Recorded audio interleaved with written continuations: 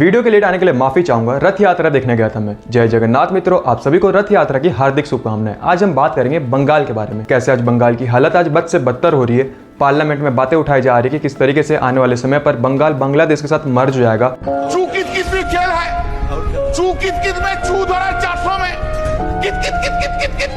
नहीं, ये नहीं, ये वाली बातें अभी भी बोल रहा हूँ, पूरा देश को सुन लीजिए।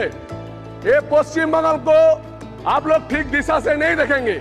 एक दिन पश्चिम बंगाल भी बांग्लादेश से जुड़ा हो जाएगा, क्योंकि जय बांग्ला बोल के पूरा विरोधी पक्ष कुछ रहा है। जिस बंगाल में आज डेमोक्रेसी की हालत बहुत ही बेहाल है, किसी महिला को रोड पर लाकर मारा जाता है जैसे मानो वो सरिया स्टेट हो।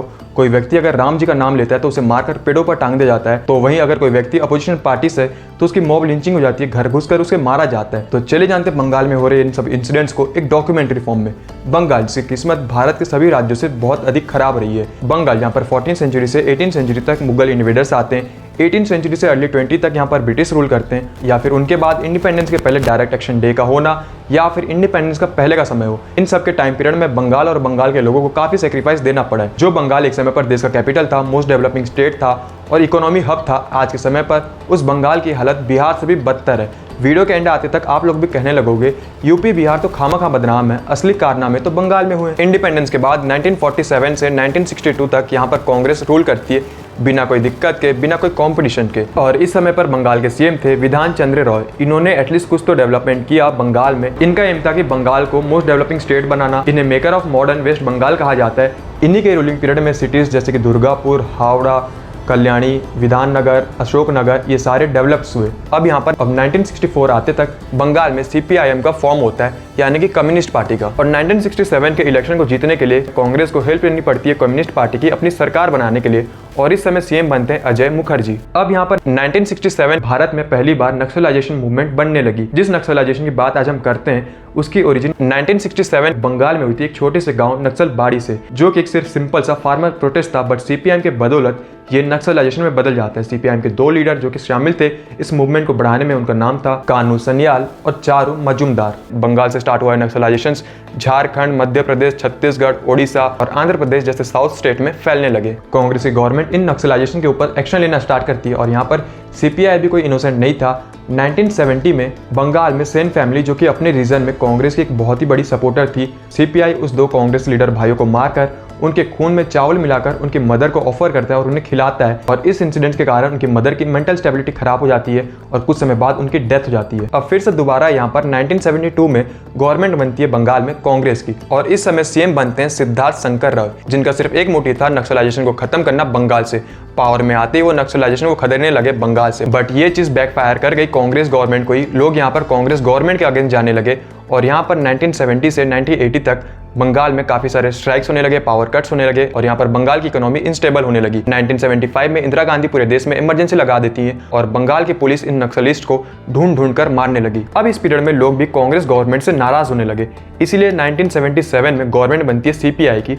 सीपीआई यहाँ पर कांग्रेस को हराकर 231 सीट में अपनी जीत हासिल करती है, और सीपीआई यानी कि कम्युनिस्ट पार्टी पावर में ही आती कांग्रेस गवर्नमेंट से भी 2 कदम आगे चली जाती है। जैसे कि नॉर्मल विलेजर्स को मारना, उनकी जमीनों पर कब्जा कर लेना, अगर कोई इसके खिलाफ बात करे तो उसके पूरे के पूरे गांव को जला देना, जैसे कि गुंडागर्दी को बढ़ावा देना, नॉर्मल लोग को मारना, उनकी जमीनों पर कब्जा करना। अगर कोई प्रोटेस्ट करता था, इसके खिलाफ आवाज उठाता था, तो उसके पूरे के पूरे गांव को जला दिया जाता था। लोगों को माइग्रेट करना पड़ जाता था इस रीजन से। और यहाँ पर एक आयरनी देखो, जिस सीपीआई ने बढ़ावा दिया नक्सलाइजेशन को, पावर में आते ही सबसे पहले उसने नक्सलाइजेशन को खत्म करने में लग गया।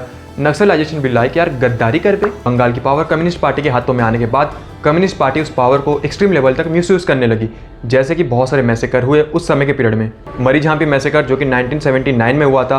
बांग्लादेश से आए वो रेफ्यूजीज जो अपनी जान बचाकर उस देश से भाग कर आए थे इस उम्मीद से कि बंगाल में उन्हें शरण मिलेगी, उल्टा कम्युनिस्ट पार्टी उन्हें मारने लगी। वो लोग ये कहे कि ऑलरेडी हमने बांग्लादेश में सब कुछ झेल लिया, हमें और परेशान ना किया जाए। पर सीपीआई यहाँ पर ना रुककर 4000 से भी अधिक फैमिली को गोलियों से मार देती है। 10,000 प्लस फैमिली को यहाँ पर फिर से माइग्रेट करना पड़ जाता है।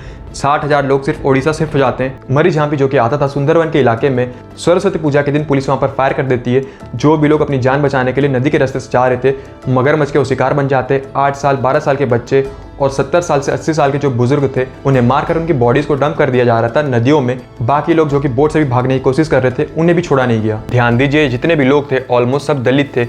वही दलित जिनकी आज के टाइम पर अपलिफ्टमेंट की बातें होती है, इतना ज़्यादा अपलिफ्टमेंट कर दिया कि सीधा भगवान के पास पहुंचा दिया। फिर इसके बाद 1982 के इंसिडेंट जहां पर एक आनंद नाम के मॉन्क को जलाकर मार दिया गया, सिर्फ इसलिए क्योंकि वो उस समय एक उभरते हुए लीडर थे। सीपीआई को ये डर था कि कहीं आने वाले समय पर ये उन्हें कंपटीशन ना दे, उनके लिए खतरा ना बने। जब आनंद जी एक एजुकेशन फंक्शन को अटेंड करने जा रहे थे, तब उनकी गाड़ियों को रोककर कम्युनिस्ट पार्टी उन्हें जला देती है और साथ ही उस इलाके के 3 और लोकेशन पर 17 मॉन्क्स को पकड़ा जाता है, उनमें 2 वुमेन्स भी थी, उन्हें ब्रूटली जला दिया जाता है। और भी ऐसे काफ़ी सारे लोग थे जो कि उस इंसिडेंट में घायल हुए थे और इस केस में जितने भी सीपीआई के लीडर इन्वॉल्व थे, आज तक उनकी गिरफ्तारी नहीं हुई है। 2027 जुलाई को नाहौर नाम के एक इलाके में कई सारे मुस्लिमों को मारा जाता है, उनकी ज़मीनों को कैप्चर कर लिया जाता है और यहाँ पर जो आई विटनेस थे, जो कि गवाही देने वाले थे कोर्ट में, उन 11 के 11 आई विटनेस को भी मार देती है सीपीआई, ताकि कोई गवाही देने के लिए ही ना रहे। 2007 मई 14 तारीख को नंदीग्राम इलाके में सीपीआई यहाँ पर 10,000 एकड़ जमीन को कैप्चर कर ली थी गाँव वालों की, और यहाँ पर जो भी गाँव वाले प्रोटेस्ट में आए थे उन्हें सीपीआई मारना स्टार्ट करती है। साथ ही इस प्रोटेस्ट को टीएमसी भी सपोर्ट करने आई थी, तो टीएमसी के लीडर्स को भी यहाँ पर मारा जाता है,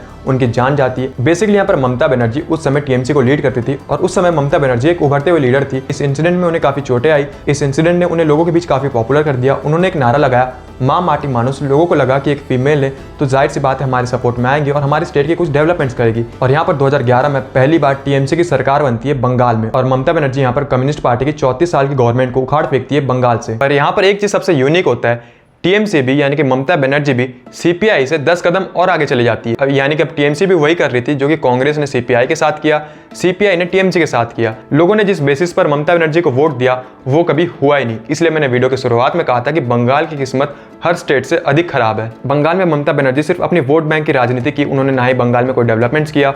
2008 में जब बंगाल में टाटा की सेटअप्स होने वाले थे, टाटा के प्लांट्स लगने वाले थे, तो ममता बनर्जी ने प्रोटेस्ट करवाकर उस टाटा प्लांट को कभी लगने नहीं दिया, और आज वो प्लांट गुजरात में। सोचिए अगर वो प्लांट आज बंगाल में होता तो बंगाल के कितने डेवलपमेंट्स होते गुजरात की तरह। But thanks to Mamata Banerjee ऐसा कभी हो भी नहीं पाया। टीएमसी यहाँ पर अपने वोट बैंक के लिए रोहिंग्या को एंट्री देती है बंगाल में, और उन्हें आधार कार्ड प्रोवाइड करती है, उन्हें नागरिकता देती है, बदले में रोहिंग्यास उन्हें वोट देते हैं। और इन सब चीज़ों से नुकसान किसका हो रहा है? बंगाल के लोगों का।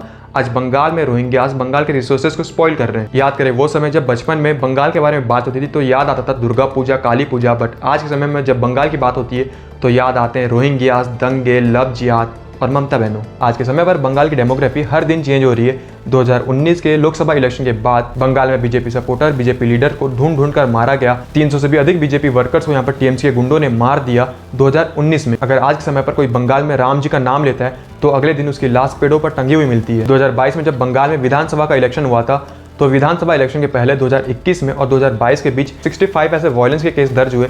याद रखिए ये सारे वायलेंस केस बहुत बड़े थे, जिसमें किसी की जान गई, जिसमें लोगों की मॉब लिंचिंग हुई है, किसी की जान गई है। 2021 में 12 महीनों में 30 केसेस रजिस्टर होते हैं वायलेंस के, और 2022 के स्टार्टिंग के 6 महीनों के अंदर ही 35 केसेस रजिस्टर हो जाते हैं, यानी कि टोटल 65 केसेस। वायलेंस इतनी बड़ी लेवल पर हुई थी कि बंगाल के हाईकोर्ट को भी बीच में आना पड़ा। जो लोग उस समय अपनी जान बचाकर बंगाल से भागे थे वो आज तक भी बंगाल में रिटर्न नहीं आए। असम के सीएम हेमंत बिस्वा शर्मा ये कहते हैं कि आज भी बंगाल से आए वो लोग असम में ही है और डरते हैं कि अगर वो बंगाल फिर से गए तो दोबारा उनके साथ वही इंसिडेंट्स होगा जो कि पहले उनके साथ हुआ है। हालत इस लेवल तक खराब है कि आप इस बात से अंदाजा लगाओ। कांग्रेस के लीडर जतिन प्रसाद यहाँ पर कहते हैं कि टीएमसी के ऊपर एक्शन लेना चाहिए, कोई इसके ऊपर एक्शन लो। मतलब सोचो कांग्रेस यहाँ पर खुद तृणमूल कांग्रेस के अगेंस्ट में। एग्जाम्पल के तौर से समझो भल्लाल देव का बापू यहाँ पर बाहुबली के साथ आकर खड़ा है भल्लाल देव के अगेंस्ट में। आज के समय पर बीजेपी के वर्कर्स बीजेपी को छोड़कर दोबारा टीएमसी को ज्वाइन कर रहे हैं, ये कहकर कि जब उनके ऊपर हमले हो रहे थे, उनके ऊपर वायलेंस हो रही थी, कोई भी बीजेपी का बड़ा लीडर आकर उनकी हेल्प नहीं किया, इसलिए अपनी जान बचाने के लिए वो दोबारा टीएमसी को ज्वाइन कर रहे हैं। ऑलरेडी 200 से भी अधिक लोगों ने टीएमसी को ज्वाइन कर लिया जो कि पहले बीजेपी के वर्कर्स थे। बंगाल में आज नॉर्मल लोगों को भी टीएमसी के गुंडे नहीं छोड़ते। फर्क नहीं पड़ता आप बीजेपी के सपोर्टर हो या फिर कोई नॉर्मल सिटीजन हो, अगर आप टीएमसी के गुंडों की नजर में आ गए या फिर आप किसी रोहिंग्या की नजर में आ गए, आपकी कोई बात उसे बुरी लग गई तो वो अपने पूरी झुंड में आएगा और आपको पीट के चले जाएगा। बंगाल के नॉर्थ परगना में माँ बेटे को मारा जाता है सिर्फ इसलिए क्योंकि टीएमसी को उनकी बातें बुरी लग गई थी। एक हफ्ते के अंदर से मारपीट के 12 केसेस आए जहां पर एक व्यक्ति की डेथ हो गई, और एक इंसिडेंट में सौरभ और उसके फ्रेंड जब कहीं पे जा रहे थे तो सौरभ साहू को और उसके फ्रेंड्स को यहाँ पर टीएमसी रोकती है और उन्हें बहुत मारती है। दोनों की हालत इतनी खराब थी कि 9 दिन तक दोनों हॉस्पिटलाइज रहे और एक की हालत क्रिटिकल भी थी। बीजेपी के एक लीडर जब इलेक्शन के लिए वोट मांगने के लिए गाँव में पहुंचे तब टीएमसी के गुंडे वहां पर आ जाते हैं और बीजेपी लीडर के ऊपर पथराव करना स्टार्ट कर देते हैं। बीजेपी लीडर लीडर वहाँ पर कहते हैं कि अगर उस दिन पुलिस नहीं होता तो शायद उनकी जान भी जा सकती थी। 60 साल की एक बुजुर्ग महिला के साथ रेप किया जाता है और उसकी डॉटर इन लॉ को मारा भी जाता है। याद कीजिए संदेशखाली वाले इंसिडेंट, जहाँ पर महिलाओं को उनके घर में घुसकर रेप किया जाता था या फिर उनको उठाकर टीएमसी के वर्कर्स ले जाते थे, उनको रेप करते थे। जब कोई आवाज़ उठाता था या तो उसे मार दिया जाता था या फिर उसको धमकी दी जाती थी कि अगर तुमने किसी को बताया तो तुम्हारे बच्चे, तुम्हारे हस्बैंड को हम मार देंगे। ये इंसिडेंट भी अपने आप में एक मूवी सीन जैसी है। ईडी वहां पर इस इंसिडेंट के लिए नहीं पहुंची थी। ईडी पहुंची थी टीएमसी के एक लीडर शेख शाहजहां के ऊपर रेड मारने, क्योंकि उसने काफी सारे लैंड्स को यहाँ पर कैप्चर करके रखा था। उसके ऊपर मनी लॉन्ड्रिंग के भी केस थे। जब ईडी वहां पर पहुंचती तो सारे शांति दूत इकट्ठे हो जाते हैं और उन पुलिस वालों के ऊपर पथराव करना स्टार्ट करते हैं, जिसमें कई सारे पुलिस वालों के भी सर भी फट गए। यहाँ पर ये जो विक्टिम महिलाएं थे, इनमें से कुछ महिलाएं सामने में आती है इस उम्मीद से कि अगर इस बार इन्होंने आवाज़ नहीं उठाया तो दोबारा इनके कोई सुनने वाला नहीं है। उन्होंने अपनी आप बीती बताया कि किस तरीके से टीएमसी के वर्कर, टीएमसी के गुंडे या फिर कह लो टीएमसी के लीडर भी आकर उनके साथ रेप करते थे, उनकी जमीनों को हड़प लेते थे। और एक चीज़ जो सबसे मेन है, कभी भी पुलिस उनकी कंप्लेन को नहीं लिखती थी। ये केस 2024 में ही जनवरी में सामने में आया था, बट ये चीज़ हो रही थी पूरे के पूरे एक डेकेड से। सोचिए कितने समय से चलते आ रहा था और हमें कब पता चला, 10 सालों के बाद। और ये केस होने के बावजूद भी ममता बनर्जी टीएमसी के वर्कर यहाँ पर बचाने में लगे थे शेख शाहजहां को। और शेख शाहजहां भी इतना बड़ा वाला है कि उसके ऊपर ईडी की केस हो गई है, फिर भी वो ओपनली धमकी दे रहा था ईडी वालों को मारने की, काटने की। On Friday, after TMC नेता शाहजहां's provocative speech that went viral. আমরা সন্দেশকালীর মানুষ চ্যালেঞ্জ করে বলছি, আমরা সব সময় শান্তি চাই, ওই দালাল বিজ্ঞাপন বেঈমান। ये भाई साहब बहुत समय से भागते फिर रहे थे ईडी की गिरफ्त से एक जगह से दूसरी जगह, बट फाइनली पकड़ा गए।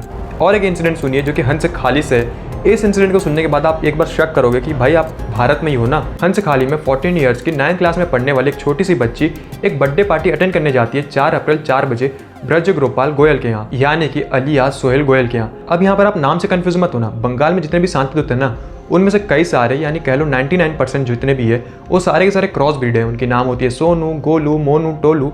जब आप पूरा नाम देखोगे तब पता चलता है अरे यार ये तो शांति दूत है। इस व्यक्ति ने उस छोटी सी 9th क्लास में पढ़ने वाली बच्ची के साथ रेप किया। खून से लथपथ वो किसी तरीके से अपने घर तक पहुंची। 7:30 बजे उसे पेन होनी स्टार्ट हो जाती है, उसे हेडेक होते हैं और यहाँ पर सोहेल आकर उनके घर पहुंच जाता है। उसके मदर फादर को यह धमकी देता है कि अगर तुमने इस बात को पुलिस को बताया तो तुम्हें मार दिया जाएगा। आधे घंटे में उस बच्ची की डेथ हो जाती है। सोहेल उनके घर दोबारा आता है और गन पॉइंट करके उनको धमकाता है कि ये बात तुम किसी को भी नहीं बताओगे, और उस बच्ची की बॉडी को भी उसके मदर को छूने नहीं देता। उस बॉडी को ले जाकर वो पास में जला देता है। जो भी उसके हाथ में आते हैं, गांव वाले बताते हैं कि उसके हाथ में उस दिन जो भी आ रहे थे, सूखे पत्ते, सूखे लकड़ियाँ, उन सबको डालकर उसने उसको जला दिया। फिर भी जब उसकी बॉडी नहीं जली तो केरोसिन डालकर यहाँ पर उसको जला दिया गया।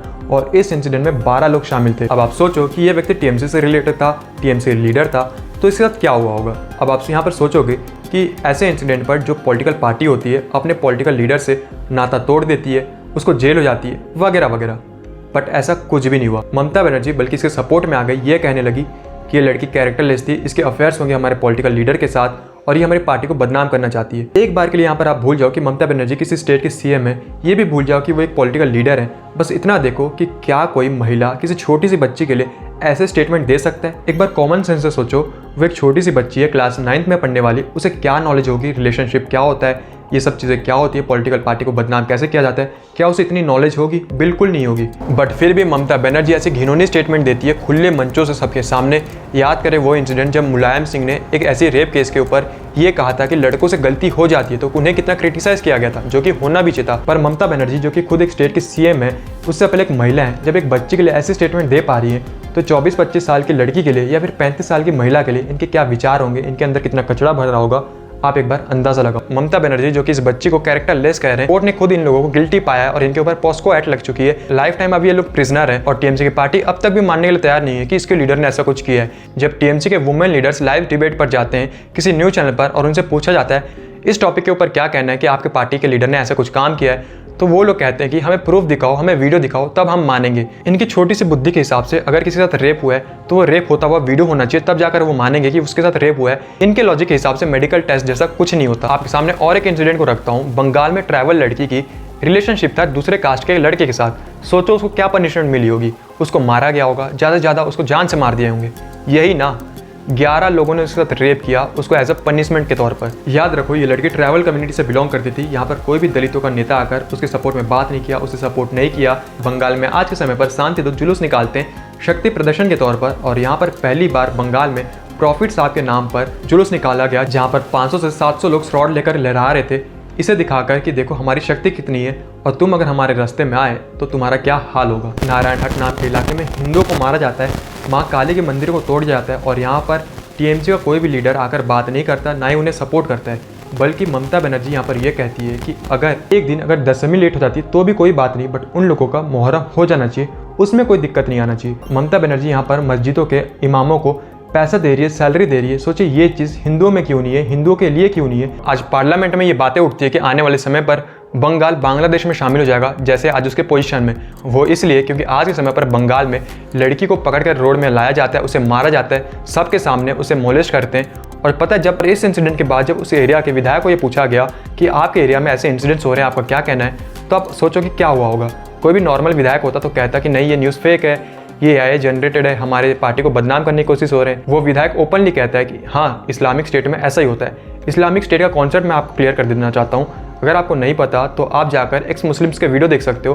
अगर आपको यहाँ पर जानना है तो मैं एक शॉर्ट फॉर्म में क्लियर कर देता हूँ। इस्लामिक राष्ट्र जैसा कुछ नहीं होता। इन्होंने दरअसल हिंदू राष्ट्र से वो राष्ट्र वर्ड को उठा दिया है। इस्लामिक स्टेट होता है, इस्लामिक कंट्री होता है, जैसे कि अफगानिस्तान है, बाकी और भी गल्फ कंट्रीज जहाँ पर इस्लामिक स्टेट को फॉलो किया जाता है, यानी कि साफ शब्दों में शरीयत को फॉलो की जाती है। खास करके अफगानिस्तान में अगर कोई महिला छोटे मोटे रिलेशन में आ जाती है या फिर कोई ऐसा काम कर देती है जो कि उसके सोसाइटी को पसंद नहीं आता, तो सोसाइटी वाले लोग उसको पूरे रोड में लाएंगे और उसे पत्थर से कुचल कर मार देंगे जब तक वो मर नहीं जाती। याद रखिए इस्लामिक स्टेट में महिलाओं के साथ कुछ ऐसा व्यवहार होता है, तो ठीक उसके अपोजिट में हिंदू राष्ट्र में कुछ ऐसा व्यवहार होता है। अब आप जान लो कि आपको किस में रहना है। जब इस वीडियो के लिए मैं रिसर्च कर रहा था, टॉपिक्स को ढूंढ रहा था, तब उसी दिन और एक वीडियो सामने में आ गया जहाँ पर एक महिला को दो तरफ से पकड़े हुए हैं लोग और आजू बाजू से उसे लोग मार रहे हैं। और हर दिन ऐसे दर्जनों वीडियोस आ रही है, जो रिकॉर्ड हो गया सोशल मीडिया पर आ गया, उसके ऊपर बात जाती है। सोचो जो रीजन जहाँ पर अभी तक इलेक्ट्रिसिटी नहीं पहुंची, जहाँ पर अभी तक ठीक से इंटरनेट नहीं है, वहाँ पर क्या हाल होते होंगे लोगों के। दरअसल आज जो इंसिडेंट स्टार्ट हुआ है, ऐसा एक एग्जांपल मैं आपको देता हूँ जो कि इंडिपेंडेंस के पहले हुआ था 1946 में। बंगाल के कुछ ऐसे ही हाल थे जहाँ पर हिंदुओं को चुन चुनकर काटा जा रहा था, उनको मारा जा रहा था और उस दिन का नाम दिया गया था डायरेक्ट एक्शन डे। ढाका से लेकर कोलकाता तक। क्यों? क्योंकि उस समय मुस्लिम लीग की ये मांग थी कि पूरे के पूरे बंगाल को ईस्ट पाकिस्तान बनाया जाएगा। यानी कि आज जो हम बंगाल देखते हैं वो अब कभी ऐसा होता ही नहीं, क्योंकि शांतियुत की मांग थी पूरे के पूरे बंगाल को ही बांग्लादेश बनाया जाए। यहाँ पर महात्मा गांधी जी ने भी कुछ करने से मना कर दिया, बल्कि प्यारे महात्मा गांधी तो ये कह दिया कि मैं मुस्लिमों के ऊपर कोई एक्शन नहीं लूंगा, बल्कि हिंदुओं को तो उनके आगे गर्दन झुकाकर खड़े हो जाना चाहिए ताकि उन्हें काटने में थोड़ी सी आसानी हो जाए। मोहम्मद अली जिन्ना ने यह कह दिया कि मुझे बस ये रीज़न खाली चाहिए, तुम अब कुछ भी करो, उन्हें मारो काटो कुछ भी करो, मुझे ये रीज़न खाली चाहिए ताकि मैं ईस्ट पाकिस्तान बना पाऊँ। और उस समय बंगाल का एक शांतिदूत लीडर था। सोचो वो शांतिदूत लीडर यहाँ पर क्या क्या होगा। अब तक तो आप समझदार बन चुके हो, तो जरा आप अंदाजा लगाओ और कमेंट में बताओ। वो शांतिदूत लीडर यहाँ पर यह कहता है कि अगर कोई शांतिदूत यहाँ पर हिंदू को मारेगा ना, तो उसके ऊपर कोई भी एक्शन नहीं लिया जाएगा, वो फ्रीली घूम सकता है। तो इन सब इंसिडेंट के बीच एक व्यक्ति सामने में आते हैं जिनका नाम था गोपाल मुखर्जी। सिर्फ अपने बलबूते पर इन्होंने शांतिदूतों को इस तरीके से खदेड़ा कि आज हमें जो कोलकाता देखने को मिलता है ना, वो इन्हीं की देन है। यानी कि अगर ये व्यक्ति नहीं होते तो आज के समय पर जो हम कोलकाता या बंगाल को देखते हैं वो पाकिस्तान का हिस्सा होता और बंगाल आज के समय पर शायद और भी छोटा होता या फिर दिल्ली से भी छोटा होता। तो आज का जो बंगाल है वो देन है गोपाल मुखर्जी का। अगर वो नहीं होते तो आज बंगाल भी नहीं होता। गोपाल मुखर्जी सिर्फ बंगाल के नहीं बल्कि पूरे देश के लिए एक हीरो हैं। उनसे हमें सीख लेनी चाहिए, खास करके बंगाल के लोगों को सीख लेनी चाहिए।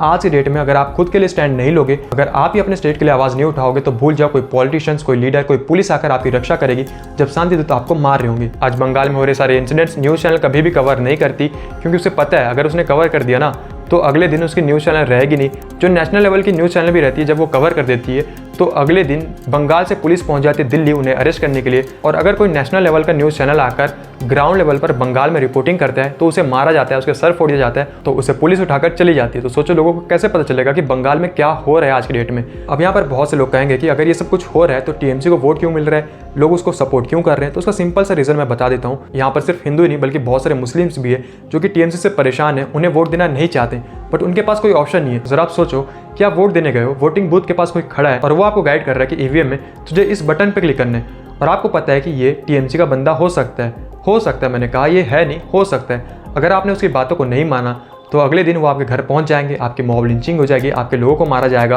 आपके बच्चों को मारा जाएगा। तो आपके पास क्या ही ऑप्शन रह गया उसके बात ना मानने के लिए। टीएमसी गुंडे यहाँ पर गाँव घूमते हैं, गाँव में जाकर लोगों के आधार कार्ड को कलेक्ट करते हैं और उस आधार कार्ड के साथ साथ लोगों को उठाकर चले जाते हैं वोटिंग बूथ के पास। आज तक भी ऐसे बहुत सारे गांव हैं जो कि खाली पड़े, अबेंडेंट पड़े, वहाँ पर उनके लोग जो हैं वो वापस नहीं आए। आज के टाइम पर बंगाल में से कई सारे गांव जो कि पूरे के पूरे खाली पड़े, और याद रखो ये सारे के सारे गांव दलितों के हैं। अलबेरिया गांव में आए हैं। अलबेरिया गांव ये दलितों का, अल्ताबेरिया। हम अभी अंदर गए थे, यहाँ देखिए गांव खाली पड़ा है। ये अभिषेक बनर्जी का क्षेत्र है। अभिषेक बनर्जी जो ममता बनर्जी के भतीजे हैं, और ये है कि चुनाव के बाद भी आज तक लोग लौटे नहीं हैं, घरों से गायब हैं। ये दलित हैं, आदिवासी हैं। यहाँ पर टीएमसी के गुंडों को अगर 1% भी शक होता है कि नहीं इस रीजन में बीजेपी जीत सकती है या फिर कोई और पॉलिटिकल पार्टी जीत सकती है, तो वो पूरे के पूरे बूथ को ही जला देते हैं, ताकि ना रहेगा बूथ, ना आएगा कोई वोट देने और ना जीतेगी यहाँ पर बीजेपी। यहाँ पर जिस भी बच्चे को डाउट है ना कि मोदी जी ने तो डिक्टेटरशिप ला दिया, मोदी जी डिक्टेटर है, एक बार वो बंगाल घूमने चले जाए, कोलकाता से कुछ किलोमीटर आगे चले जाए, कुछ गांव में चले जाए और वहाँ पर बस जाकर वो इतना पूछ रहे लोगों से, क्या यहाँ पर दंगे होते, क्या यहाँ पर हिंदुओं को मारा जाता है और क्या यहाँ पर रोहिंग्या भरे पड़े। अगले दिन अगर वो बच के आ गया तो वो अपनी आप बीती बता दे, लोग उसे सपोर्ट करेंगे, फिर पता चल जाएगा डिक्टेटरशिप क्या होती है और डिक्टेटर क्या होता है। तो आज इस वीडियो में बस इतना ही। उम्मीद करता हूँ कि आज इस वीडियो से आपको कुछ सीखने को मिला होगा, आपको जानकारी मिली होगी। अगर आज का वीडियो आपको अच्छा लगा तो प्लीज़ वीडियो को लाइक कर दो। अगर आपको मेरे वीडियोस अच्छे लगते हैं तो चैनल को सब्सक्राइब कर लो, ताकि आने वाले समय पर आपको ऐसी वीडियोस और आगे देखने को मिले। और इस वीडियो को आप अपने मित्र मंडली में फैला दो, जिससे उन्हें भी कुछ नया सीखने को मिलेगा और चैनल की भी थोड़ी सी हेल्प हो जाएगी। मिलता हूँ मैं आप सबसे किसी और एक वीडियो में। जय श्री राम, जय जगन्नाथ।